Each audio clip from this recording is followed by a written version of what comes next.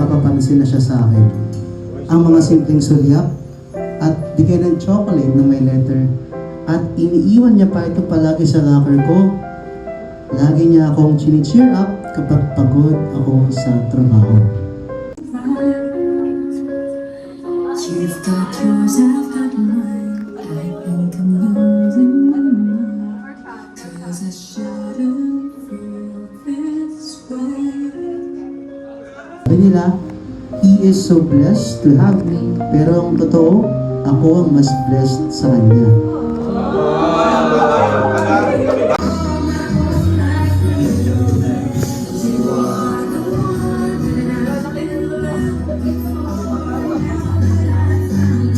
Breaker po, no? We'll have each po sa ating bingo. Yung we play bingo, yung bingo po. Breaker po tayo dito. Yan. Hanapin mo na kung sino yung mahilig sa mga thoughtful gifts. Sige po, ikot po kayo. Yan, si Rodita. Okay, pang-limang bingo natin. Sis Jinky, okay na po tayo. Remember special dates, Francine? Oh, kailan naman sabihin? Ay, wala pa. Ay, wala. Nagsimula sa mga sin, sa mga tawag na laging busy. Noong una, todo intindi pa ako.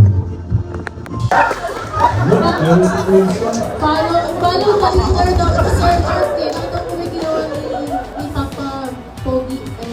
Hindi na happy siya.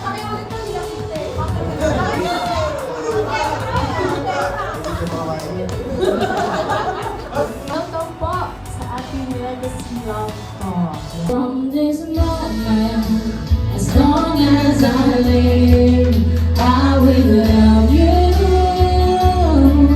I'll promise you this, there is nothing I wouldn't give. From this moment on. Start po muna tayo sa ating King and Queen of Hearts. So, tawagin ko po si Judy Ann and Mark Tenedero.